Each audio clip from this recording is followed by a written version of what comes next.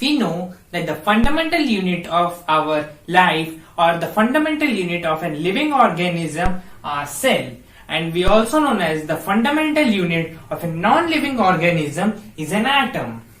Cell also comprises some internal cell organelle which are mitochondria, nucleus, nucleoplasm, protoplasm, cytoplasm, etc. and etc. Rough endoplasmic reticulum, smooth endoplasmic reticulum.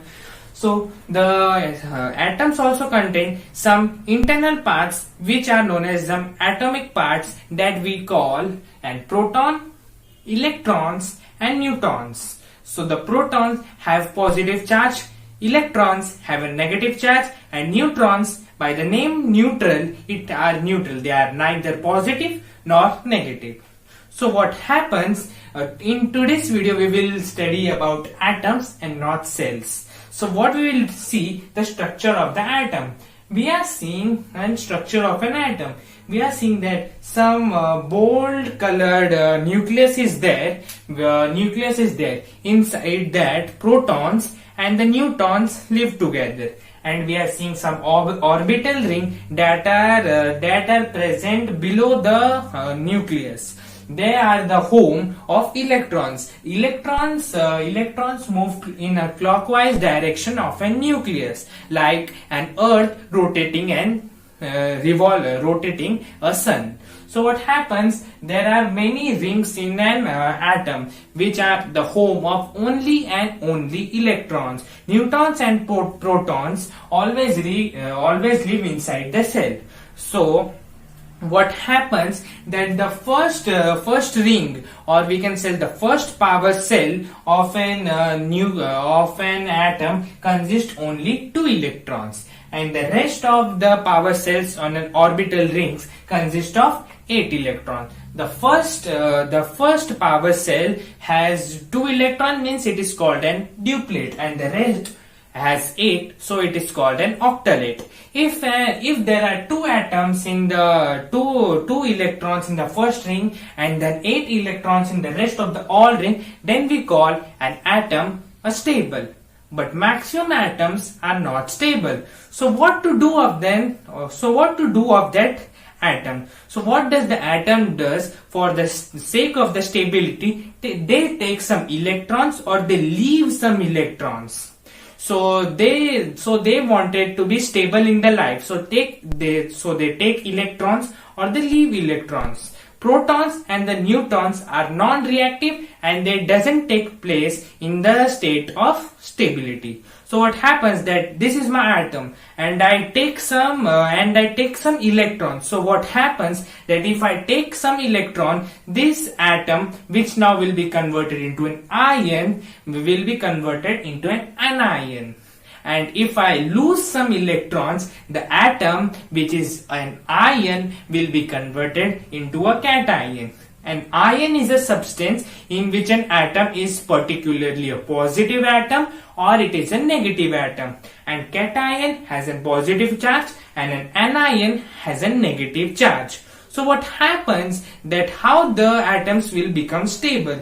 So we saw that an atom has many orbital rings, and we know that the hydrogen's atomic number is 1. So we can assume that the orbital ring, it has 1 electrons. We have studied then that atom is equal to the number of protons and number of electrons. Protons and the electrons number will be same. And if I am telling that this cell, this atom has one atomic power, so it means that it has 1 electrons and 1 proton. Protons are not reactive, so we will not go deeper into the protons. We will study about what are electrons. So we saw that 1 electron is there. Is this atom stable? I told that if it is filling up the duplet, it is stable. It is not a stable atom because it is not filling up a duplet. So what it requires? It requires 1 more electron. So if I give 1 more electron to this atom, it will become an anion, but a stable anion, because I told that if an atom has a duplet completed, it has it is called as a stable atom, and it has one proton but one electron is externally given to this atom. So this atom becomes stable but an anion. So we will see that if I have an hydrogen acid and I have an chlorine acid, if I mix up these two acids, I will get hydrochloric acid. But what are the reactions that are taking place inside an hydrochloric acid? So I know that hydrogen's atomic mass is 1, so it has 1 electrons, and I know that the chlorine's atomic number is 17. So let's place chlorine's electronic rings. So what happens that inside the nucleus, protons and neutrons are there. First ring, how much is there? 2 electrons. So 17 minus 2, 15. In the second ring, 8 electrons are there. So 15 minus 8, 7. So that the last ring, 7 electrons will be present. Is it a stable atom? No, it is not a stable atom, because I told that if it is not completing its octet, its duplet is completed, but its octet is not completed. That's why it is not a stable atom. Hydrogen, is it a stable atom?